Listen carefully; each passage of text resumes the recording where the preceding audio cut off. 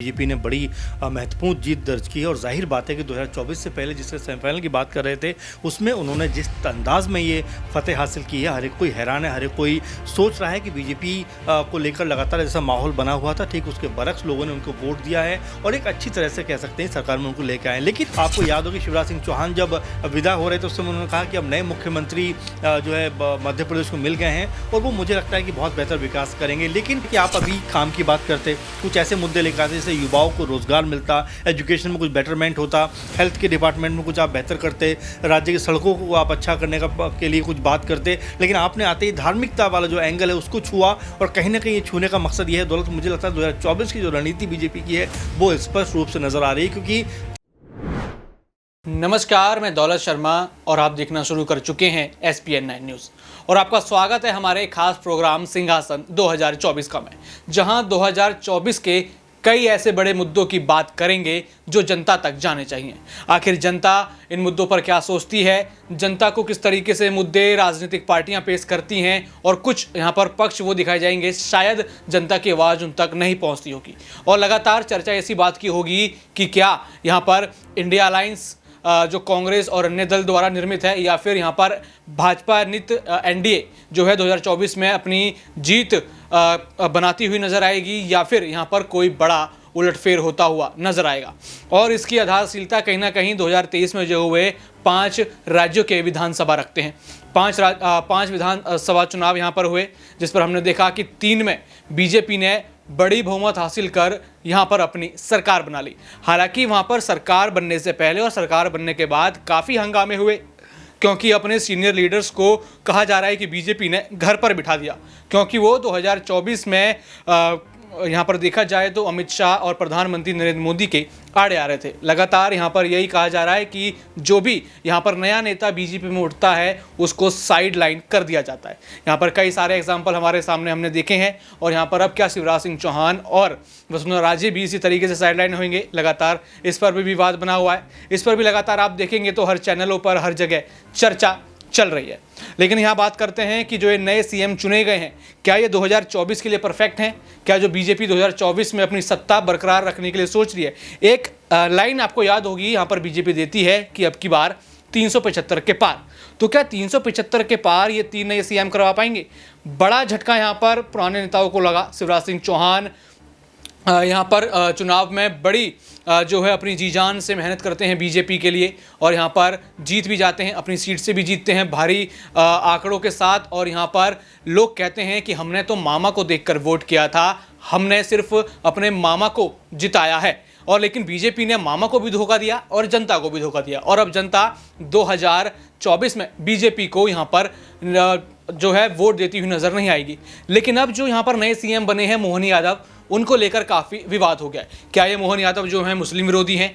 क्या यहाँ पर उनको ये नहीं दिखाई देता कि जिनकी छोटी छोटी दुकानें हैं, जिनकी रेडी पटरी है, उनका आखिर गुजारा यहाँ पर कैसे चलेगा? इन्होंने आते ही एक धमाकेदार ऐलान कर दिया कि यहाँ पर जो मीट की दुकानें हैं वो बंद की जाएंगी, जो लाउड स्पीकर हैं धार्मिक स्थलों से वो उतारे जाएंगे। और तब से ही यहाँ पर मध्य प्रदेश में एक मुस्लिम विरोधी लहर वाली भाजपा की सरकार बन गई है, ये साबित होता हुआ नजर आ रहा है। और लगातार इस पर सवाल भी उठाए जा रहे हैं। शिवराज सिंह चौहान की बात करें तो उनको सब मामा जी कहते हैं, उनसे लगाव भी रखते हैं और चुनाव से पहले और चुनाव के बाद भी हमने कई सारी ऐसी तस्वीरें देखी कि शिवराज सिंह चौहान भी जनता से जुड़ते हुए नजर आए।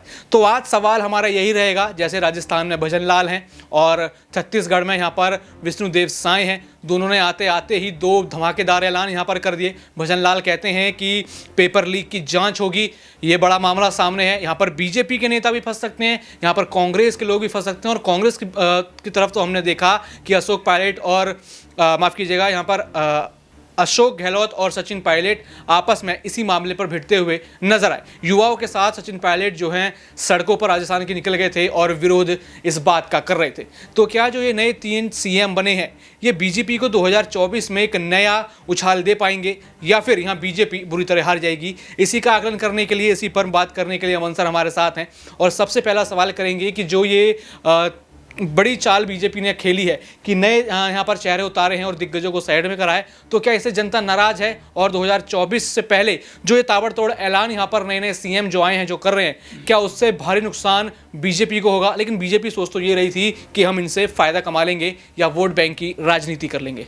देखिए बिल्कुल दौलत, महत्वपूर्ण मुद्दा आपने उठाया दरअसल, क्योंकि देखिए अगर तीनों ही राज्यों की बात करें जिनमें बीजेपी ने बड़ी महत्वपूर्ण जीत दर्ज की है, और जाहिर बात है कि 2024 से पहले जिससे सेमीफाइनल की बात कर रहे थे उसमें उन्होंने जिस अंदाज में ये फतेह हासिल की है, हर एक कोई हैरान है, हर एक कोई सोच रहा है कि बीजेपी को लेकर लगातार जैसा माहौल बना हुआ था, ठीक उसके बरक्स लोगों ने उनको वोट दिया है और एक अच्छी तरह से कह सकते हैं सरकार में उनको लेकर आए। लेकिन वो सरकार में आते जिस तरह के फैसले निकल कर सामने आते हैं, जो उनके अनुभवी नेता हैं दौलत, उनको आप साइडलाइन कर देते हो, चाहे वसुंधरा राजे की बात करें, शिवराज सिंह चौहान की बात करें या फिर रमन सिंह की बात करें, इनके ऊपर आपकी नज़र नहीं जाती। आप नए नए चेहरों को लेकर आते हो और ये कहते हो कि भाई हम विकास की नई धारा लेकर आना चाहते हैं। लेकिन महत्वपूर्ण बात, क्योंकि आपने 2-3 राज्यों का जिक्र किया, लेकिन मैं मध्य प्रदेश के बारे में बात करना चाहूँगा कि जिस तरह से मध्य प्रदेश में इस समय देखने को मिल रहा है, एक नए सीएम उनको मिले हैं मोहन यादव के रूप में, ओबीसी से आते हैं, और बड़ी उम्मीद थी, मुझे लग रहा था कि शायद कुछ बेहतर फैसला करते हुए नजर आएंगे, शायद विकास में जो है एक अहम कड़ी वो जोड़ेंगे। क्योंकि आपको याद हो कि शिवराज सिंह चौहान जब विदा हो रहे थे उस समय उन्होंने कहा कि अब नए मुख्यमंत्री जो है मध्य प्रदेश को मिल गए हैं और वो मुझे लगता है कि बहुत बेहतर विकास करेंगे। लेकिन विकास करना तो छोड़िए, जिस तरह से वो विकास को ही रोक रहे हैं अपने आप में, वो महत्वपूर्ण बात देखने को मिल जाती है। क्योंकि आप रेहड़ी पटरी पे जो लोग काम करते हैं या छोटे कह सकते हैं मीट कॉर्नर के शॉप लगाते हैं, इस तरह का काम करते हैं, उनके ऊपर आप पूरे प्रतिबंध लगाना चाहते हैं, आप जो लाउड स्पीकर उतारना चाहते हैं। देखिए बेहतर ये होता है कि आप अभी काम की बात करते, कुछ ऐसे मुद्दे लेकर आते जैसे युवाओं को रोजगार मिलता, एजुकेशन में कुछ बेटरमेंट होता, हेल्थ के डिपार्टमेंट में कुछ आप बेहतर करते, राज्य की सड़कों को आप अच्छा करने के लिए कुछ बात करते। लेकिन आपने आते ही धार्मिकता वाला जो एंगल है उसको छुआ, और कहीं ना कहीं ये छूने का मकसद ये है दौलत, मुझे लगता है 2024 की जो रणनीति बीजेपी की है वो स्पष्ट रूप से नजर आ रही है। क्योंकि तीनों ही सीएम संघ से कहीं ना कहीं जुड़ाव उनका रहा है, और ऐसे में अगर तीनों सीएम उतारे गए हैं तो आप सोच के चलिए कि कुछ ना कुछ बड़ा धमाका तो इन राज्यों में होगा। फिलहाल मध्य प्रदेश में देखने को मिल रहा है कि वहाँ पर जो ऐलान हुआ है वो अपने आप में ये बता रहा है। दूसरा राज्य आपने बात जिक्र किया मध्य राजस्थान का, देखिए बिल्कुल एसआईटी होनी चाहिए, इसमें कोई दोहराई वाली बात नहीं, लेकिन जिस दिन वो पद पर बैठे उसी दिन एसआईटी की घोषणा करना मेरे ख्याल से ठीक है, आप करेंगे ज़रूर। लेकिन मैं ये सोचता हूँ कि आप अगर राज्य के बेटरमेंट के बारे में सोचते, कुछ बेहतर पॉलिसी के बारे में सोचते, रोजगार के बारे में बात करते, एजुकेशन के बारे में बात करते, शायद बेहतर रहता। लेकिन क्योंकि अब आपने कहा है कि भाई जो कह सकते हैं कि जो पेपर लीक का मामला है उसको हम उठाएंगे, जाहिर बात उठाना चाहिए, और बीजेपी ने अपने मैनिफेस्टो में जिक्र भी किया है। लेकिन ये सिर्फ कांग्रेस का ही मामला नहीं है। अगर आप देखें 2011 के बाद से 26 बार ऐसा हुआ है जब पेपर लीक हुआ है, उसमें बीजेपी की सरकार भी रही है, कांग्रेस पार्टी की सरकारें भी रही हैं, तो ये मिली जुली कह सकते हैं कि से जुड़ा सवाल है कि क्या एक तो हिंदुत्व की राजनीति बीजेपी पर बैकफायर कर जाएगी, या फिर जो पेपर लीक मामला एकदम जो बीजेपी बढ़ चढ़ के इस पर बोल रही है, तो क्या बीजेपी ये कहीं भूल गई है कि उनकी सरकार के बीच में ये सब हुआ, तो इसी भूल के चक्कर में कहीं वो अपने खिलाफ ही ना कुछ ऐसी हो जाए, या फिर ये सारी कार्रवाई बैकफायर यहाँ पर कर जाए? तो क्या यहाँ पर बीजेपी लगता है कि कुछ तो मिस यहाँ पर कर रही है, या फिर ओवर कॉन्फिडेंस के चलते ये सब चीज़ें हो रही हैं? बिल्कुल बिल्कुल दौलत, और यही मैं पहले भी प्रोग्राम में आपके कह रहा था कि देखिए ओवर कॉन्फिडेंस, अति आत्मविश्वास जो होता है ना, वो कई बार आपको ले डूबता है। कहीं ऐसा बीजेपी के साथ ना हो, क्योंकि देखिए इससे पहले 2018 की बात हम करें तो उस समय मध्य प्रदेश और राजस्थान दोनों ही जगह, बल्कि छत्तीसगढ़ तक में भी कांग्रेस पार्टी की सरकार थी। लेकिन देखिए आज की स्थिति क्या है, आज स्थिति ये है कि उनकी सरकार पलट गई, तीनों राज्यों में बीजेपी की सरकार है। इसके अलावा 18 के बाद जब 19 में लोकसभा चुनाव होते हैं, कांग्रेस पार्टी को दोनों राज्यों में महज एक सीट मिलती है। तो ये बताता है कि राज्यों में चुनाव जीतना एक बात, लेकिन एमपी में जब जाते हैं आप, यानी कि एमपी के चुनावों में जब जाते हैं, लोकसभा चुनावों में, तो देखिए 6 महीने का वक्त रह जाता है। और जो घोषणाएं आपने की हैं, देखिए जो मैनिफेस्टो में आपने की, कहते हैं कि जो गरम कहते हैं कि जो चीज़ होती है उस पर जल्दी आप एक्शन लेते हैं तो ज़्यादा लोगों तक पहुंचते हैं, लेकिन अगर वो ठंडा हो जाता है तो उतना लोग उस पर ध्यान नहीं देते। तो ऐसा ही कुछ मुझे लगता है बीजेपी ना कर बैठे, क्योंकि जिस तरह के आपने घोषणाएं, जिस तरह की आपने बातें अपने मैनिफेस्टो में की हैं, घोषणा पत्र में की हैं, अगर आप उसको ज़मीनी स्तर पर लेकर नहीं जाएंगे, लोगों की जो उम्मीदें हैं अगर वो आप पूरा नहीं करेंगे, झटका देंगे उन उम्मीदों को,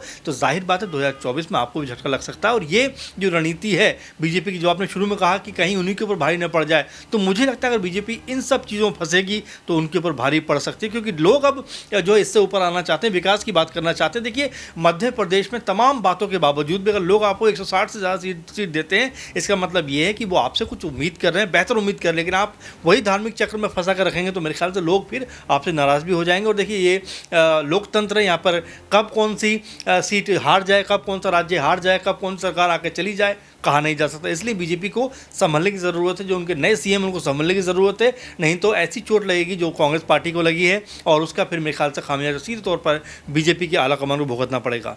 यहाँ पर विचारधारा की तो बात है, लेकिन हमारे भारत में हीरोइज्म कहा जाता है कि यहाँ पर हीरो वर्शिप होती है, यानी विचारधारा पे कभी कभार चेहरा भी भारी पड़ जाता है। तो क्या जो ये 3 बड़े चेहरे हैं ये दिल्ली पहुंचकर आला कमान, क्या ऐसी संभावना है क्या आला कमान के पास जाकर अपने लिए कुछ डिमांड रख सकते हैं, या फिर वहाँ दबाव बना सकते हैं कि अगर आपने 24 में हमें नहीं चुना तो जनता आपको नहीं चुनेगी? क्योंकि जनता तो साफ कह चुकी है कि 2023 में हुआ, लेकिन अब मोदी और यहाँ पर बीजेपी की 24 में खैर नहीं। ये हमने देखा कि हमारे कई प्रोग्रामों में ये सब चीज़ें आई, कई सारे ऐसे कमेंट आए कि 23 में बहुत हुआ, अब 24 में तुम्हारी खैर नहीं। तो क्या लगता है कि ये नेता उस चीज़ का फ़ायदा उठाकर अपने लिए कोई जगह मांगे, ऐसी संभावना लगती है? जी, मुझे समझ में आ रहा है कि आप तीनों बड़े नेताओं की बात करें, राजेश, सिंधिया और शिवराज और रमन की। बिल्कुल दौलत, और देखिए जाहिर बात है कि किसी ने अगर आपकी पार्टी के लिए इतना काम किया है, और देखिए पार्टी किसी की बपोती नहीं है, क्योंकि पार्टी में लोग आएंगे जाएंगे, और देखिए मोदी शाह का युग भी खत्म होगा, ऐसा नहीं है कि हमेशा तक चलने वाला युग है। और देखिए हर एक चीज़ का जो है एक कह सकते हैं कि एक्सपायरी डेट है, और जो कहते भी हैं कि तुझसे पहले जो एक शख्स यहाँ पे तख्त नशी था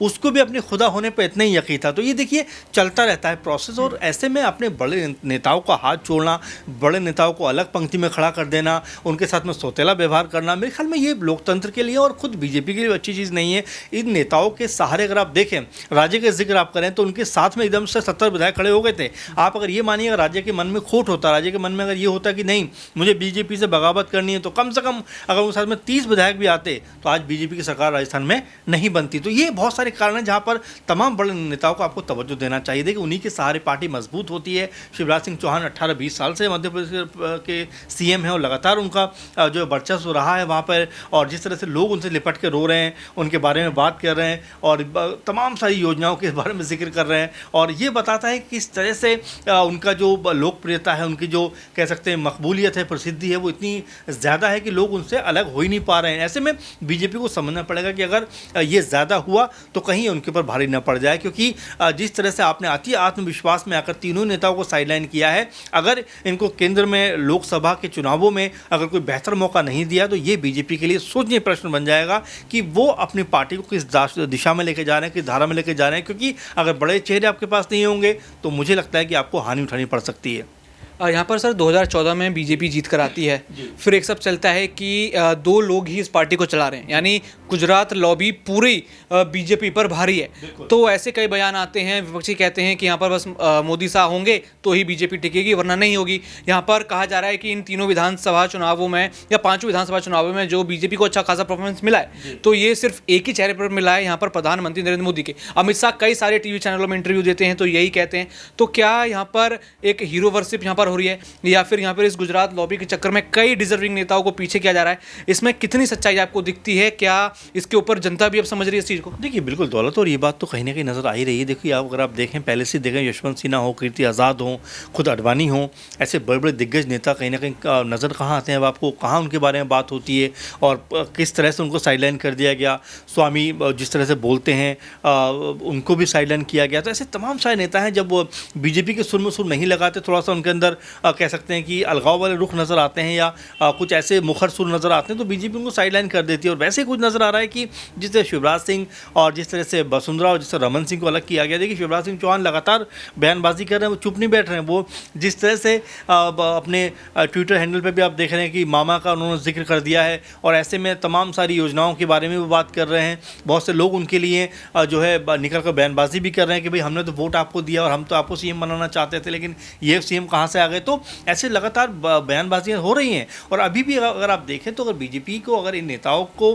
की अहमियत को नहीं समझा तो उनको खामियाजा उठाना पड़ सकता है। क्योंकि देखिए मध्य प्रदेश, राजस्थान और छत्तीसगढ़ तीनों ही जगह बीजेपी चाहती होगी कि पहले की तरह ही उनके पास जो लगभग सीटें हैं वो उनके पास बरकरार रहें। अगर इसमें से 10-15 सीटें भी इधर से उधर हुई तो बीजेपी को नुकसान हो सकता है। पहले ही हम देख रहे हैं कि बिहार में, उत्तर प्रदेश में, महाराष्ट्र में, तमाम राज्यों में बीजेपी की हालत वैसी नहीं है जैसे 2019 से पहले की हुआ करती थी। तो ऐसे में अब बीजेपी को और संभलने की ज़रूरत है कि जिन स्टेट में बेहतरीन प्रदर्शन उसने किया है, उसको कैसे संभाल कर रखा जाए, सहेज कर रखा जाए। मेरे ख्याल से ये नाजुक वक्त था। अगर इन तीनों को मुख्यमंत्री बना देते और 6 महीने के बाद या साल भर के बाद अगर हटा देते, मेरे ख्याल से उतना दिक्कत नहीं होती। लेकिन जिस तरह से अभी हटाया गया है तो लोगों में एक इमोशनल जो कह सकते हैं एंगल है इनके लिए, वो कहीं ना कहीं उनकी जो उम्मीदें हैं वो टूटी है। और ऐसे में कहीं मुझे ऐसा लग रहा है कि बीजेपी को कहीं नुकसान ना हो जाए, और जो एक उम्मीद है, आपने शुरू में कहा कि इस बार 375 पार या 400 पार, उसको बड़ा झटका लग सकता है।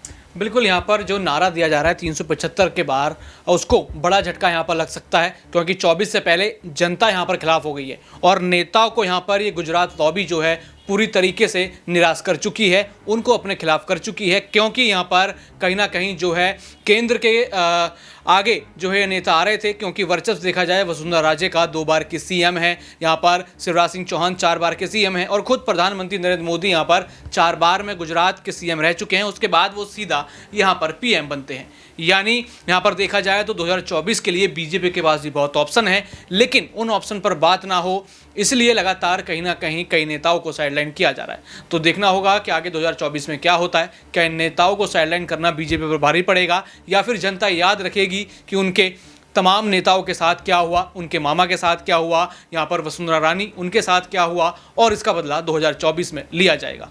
बाकी और भी ऐसी खबरें जानने के लिए देखते रहिए SPN9 न्यूज़। धन्यवाद।